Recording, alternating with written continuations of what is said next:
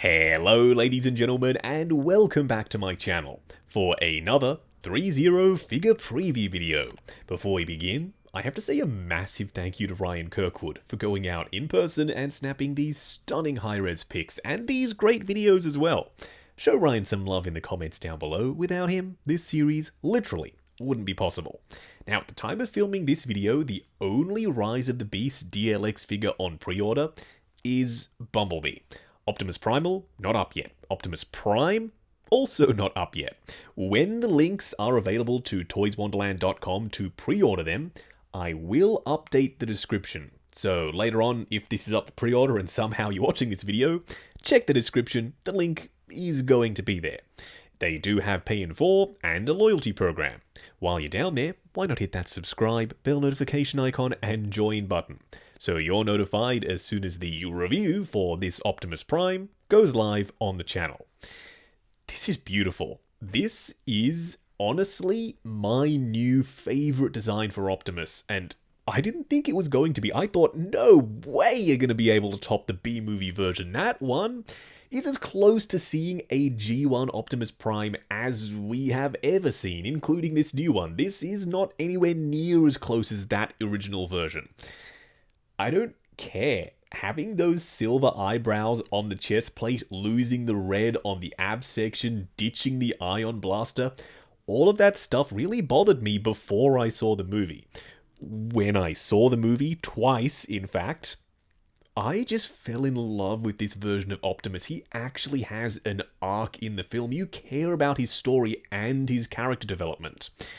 And his mouth is back for some reason, yet the director says that it's not a prequel to the '07 movie. They've added his mouth back in, they've added his blades back in, they've ditched the ion blaster, and they've added the silver eyebrows above the windows. Yeah, not a prequel, not at all. He has his axe, which is something new and dope, and he's not the only character that picks up this axe in the movie, so you can give it to another character in the DLX line if you so choose. And I know, I did it on purpose. I'm going to ruffle some feathers with that whole prequel/reboot discussion, and I want to know what you think. Weigh in the comments down below. Steven Caple Jr., the director, says it's a reboot, whereas the producer of the film, Lorenzo Di Bonaventura, says it's not, it's a prequel.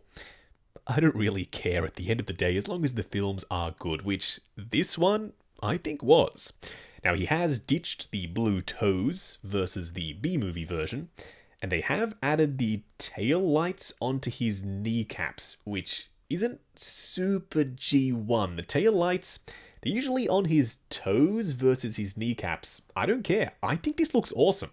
It's a pop of color, and it's more visible car parts on Optimus. Sorry, truck parts on Optimus. He's a truck, not a car. I apologize. You do have the vents on the front of his shins, just like G1 Prime, and borrowed from the B-movie version, plus the boxes on the side of his kneecaps, they are also from the Bumblebee movie Prime. The tires, they are rubber, and there's even dirt in the tread to make them look old and used and worn. Before you ask, no. This version of Optimus, he cannot transform, so if you're one of those people that say, well, my Transformers need to transform, otherwise they're terrible, you're not going to like this. This is not for you. It can't transform. There will be another version from another company that will do exactly what you're looking for.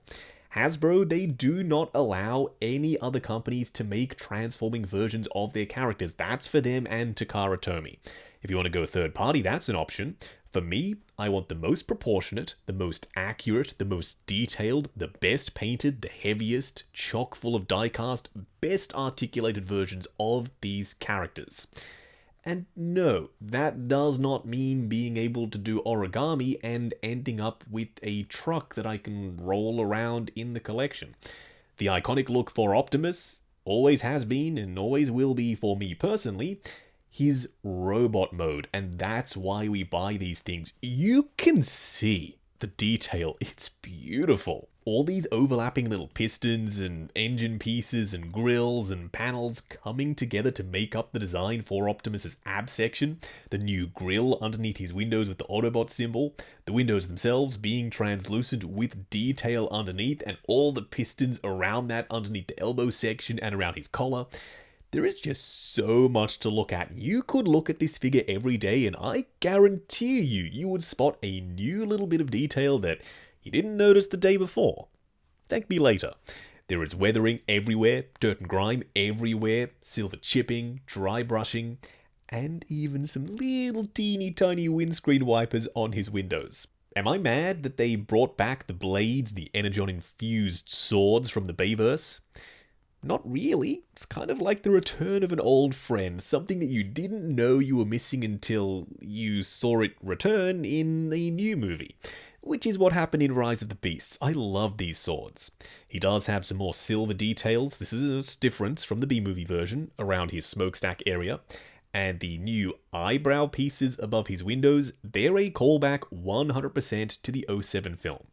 Then for his blaster, gone is the ion cannon. The ion cannon is iconic. Yes, I agree. I would have preferred if he would have had it. He doesn't, and instead, just like the Bayverse version, his arm, it transforms into his blaster. That also makes sense. These bots, they should be able to do that. The whole idea of them is they are transformers. They can turn into trucks and cars and planes and cassette players and whatever the heck else they want to. Why not be able to convert your arm into a blaster? It made sense in War for Cybertron and Fall of Cybertron. On the big screen, it works, and it was done tastefully. Whenever they needed a weapon, they could just transform their arm. It literally makes sense for a film called Transformers. The head, I think, is a new mold, because this time he does have his mouth. You can switch out the mouth plate and pop on the Bayverse mouth. I don't hate the mouth, I do prefer the faceplate. This helmet design, or the head design with the fins and the blue and the silver mouth plate, that's just the most iconic look for Optimus for me, so in my display he is going to be wearing the faceplate 99.9% of the time. Weigh in the comment section, do you like the mouth or do you absolutely hate the mouth? I'm stoked that 3-0 are making this, and so quickly after the release of the film. I wouldn't be surprised if it's because this design is super similar to the B-movie version. They can reuse a lot of the molds they already have. When this guy goes up for pre-order, I will pop the link to toyswonderland.com where you can grab this thing in the description below. They have Pay in 4 and a loyalty program. While you're down there, why not hit that subscribe, bell notification icon, and join button if you like the sound of seeing your name in the end credits of my reviews. Like, comment, and subscribe. We'll catch you in the next video.